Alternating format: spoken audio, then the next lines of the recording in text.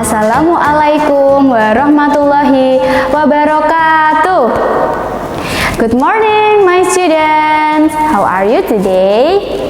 Semoga anak-anak dalam keadaan sehat selalu ya, dan tetap semangat untuk mengikuti e-learning pada hari ini. Welcome to my class. Selamat datang di kelas Bunda Atin, yaitu Science Class. Nah, hari ini kita akan belajar tentang pengaruh kalor terhadap kenaikan suhu dan perubahan wujud zat serta penguapan. But before we start our lesson today, let's pray basmalah first. Bismillahirrahmanirrahim. Disiapkan buku paket IPA terpadunya dan juga alat tulisnya ya. Are you ready to learn? Okay, that's good. Here we go. Sebelum Bunda melanjutkan materi, Bunda ingin bertanya kepada anak-anak. Masih ingatkah anak-anak tentang apa itu kalor? That's good. Jadi kalor itu merupakan ukuran banyaknya panas yang mengalir pada suatu zat. Nah, untuk hari ini kita masih membahas tentang kalor ya. Tetapi pada materi yang berbeda, yaitu pengaruh kalor terhadap kenaikan suhu dan juga perubahan wujud zat. Untuk pembahasan yang pertama, yaitu kita membahas pengaruh kalor terhadap kenaikan suhu. Nah, di sini terdapat beberapa faktor yang mempengaruhi.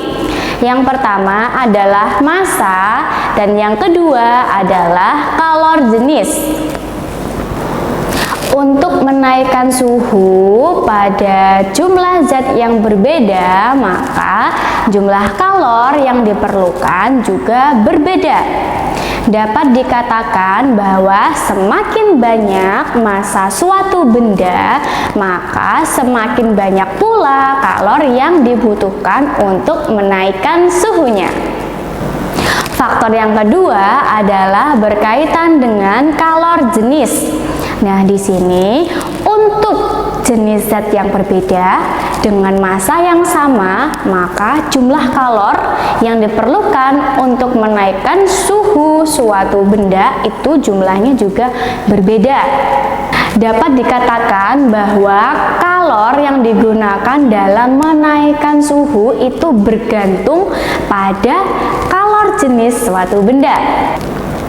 Selanjutnya kita bisa menghitung jumlah kalor yang diperlukan untuk menaikkan suhu dengan menggunakan rumus Q sama dengan C dikali M dikali delta T. Nah, di sini Bunda ada cara unik loh agar anak-anak bisa untuk menghafal dengan cepat rumus untuk menghitung kalor, yaitu kicamat. Nah, diingat-ingat ya, rumusnya adalah kicamat, di mana Ki merupakan banyak kalor yang dibutuhkan untuk menaikkan suhu, kemudian C merupakan kalor jenis zat, kemudian M itu massa, dan delta T itu merupakan perubahan suhu. Nah, untuk lebih jelasnya kita coba kerjakan soal berikut ini ya.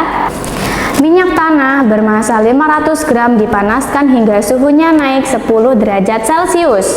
Jika kalor jenis minyak tanah 2,2 dikali 10 pangkat 3 Joule per kilogram derajat Celcius, hitung banyaknya kalor yang diperlukan untuk memanaskan minyak tanah tersebut. Penyelesaiannya diketahui massa atau M itu sama dengan 500 gram. Nah, di sini kita jadikan kilogram terlebih dahulu ya, maka 0,5 kilogram. Selanjutnya delta T sama dengan 10 derajat Celcius.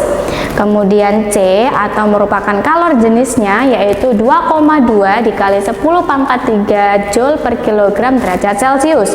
Ditanyakan Q yaitu banyaknya kalor yang diperlukan.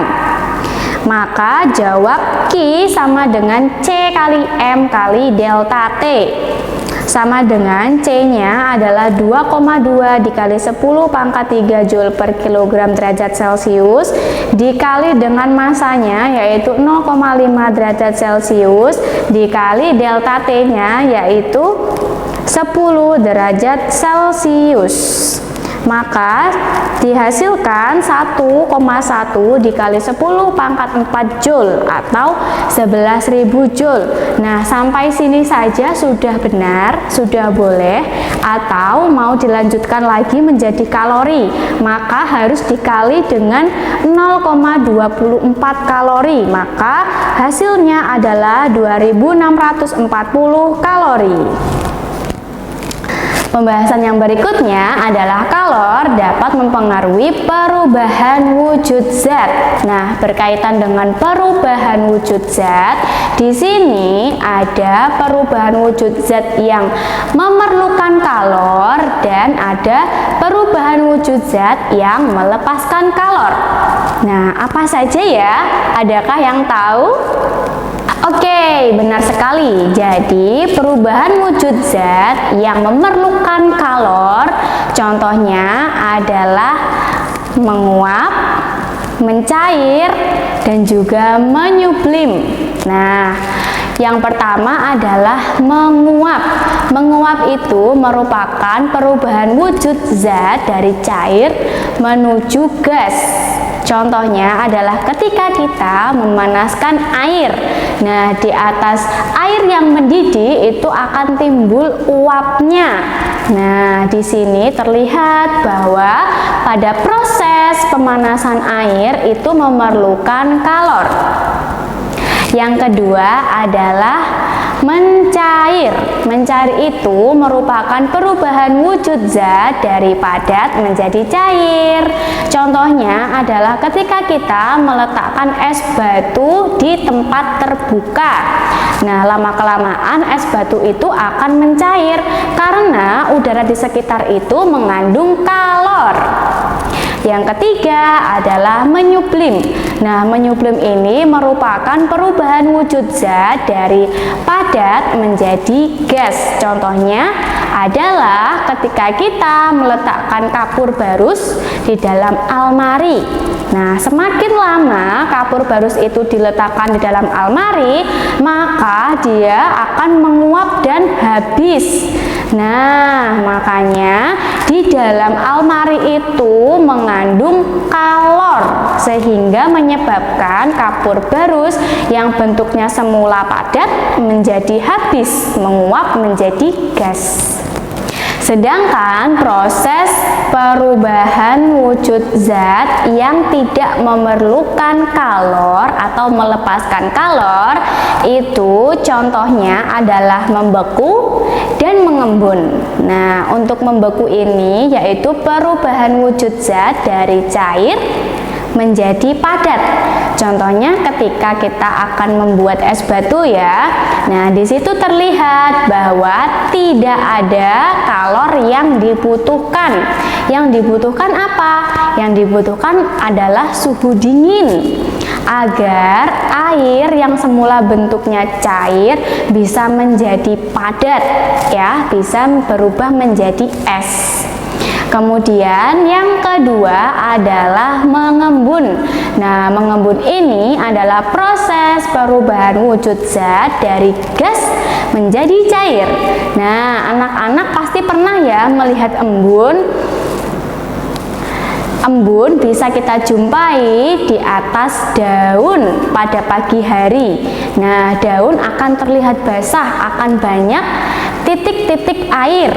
Pada peristiwa tersebut sangat terlihat bahwa pada perubahan wujud zat dari gas menuju ke cair itu tidak memerlukan kalor. Pembahasan yang terakhir adalah berkaitan dengan penguapan.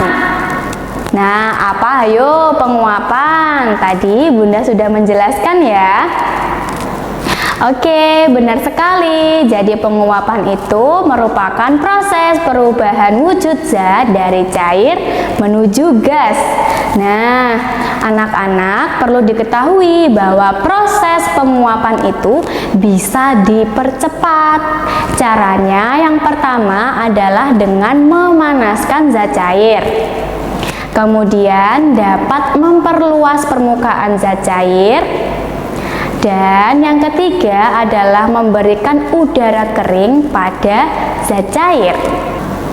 Agar lebih memahami lagi tentang penguapan, Bunda berikan contohnya ya. Tadi di awal Bunda sudah menyebutkan bahwa penguapan itu dapat dipercepat, salah satunya dengan memperluas permukaan zat cair. Nah, contohnya adalah ketika anak-anak membuat teh panas. Kemudian teh panas itu ditaruh atau diwadahi dalam gelas yang kecil. Nah, bagaimana caranya agar anak-anak bisa langsung meminumnya? Oke, benar sekali, yaitu anak-anak menuangkan teh panas itu di atas cawan. Agar apa? Agar teh yang semula panas itu cepat menjadi dingin, agar kita bisa langsung meminumnya tanpa kita merasa kepanasan. Nah, ketika teh panas itu masih berada di dalam gelas yang kecil, maka permukaannya sempit. Berbeda lagi ketika kita menuangkan teh panas itu di atas cawan, maka permukaan dari teh panas itu semakin besar ya, karena cawan itu bentuknya lebih lebar daripada gelas, sehingga teh panas yang diletakkan di dalam cawan itu akan lebih cepat proses penguapannya daripada teh panas yang masih diletakkan di dalam gelas. Itu tadi adalah penjelasan Bunda berkaitan dengan kalor dapat mempengaruhi kenaikan suhu dan perubahan wujud zat, di mana ketika kalor mempengaruhi perubahan suhu itu dikarenakan ojo mikir aku yang mikir, emang mikir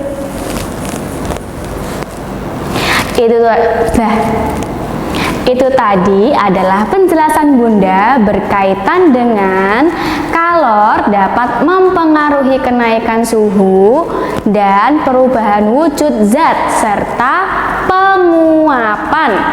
Nah, kalor dapat mempengaruhi kenaikan suhu karena ada dua faktor, yaitu yang pertama karena masanya dan yang kedua karena kalor jenisnya. Kemudian kalor dapat mempengaruhi perubahan wujud zat, yaitu ada perubahan wujud zat yang memerlukan kalor dan ada perubahan wujud zat yang tidak memerlukan kalor. Yang terakhir adalah penguapan. Penguapan merupakan proses atau peristiwa dari zat cair menuju zat gas.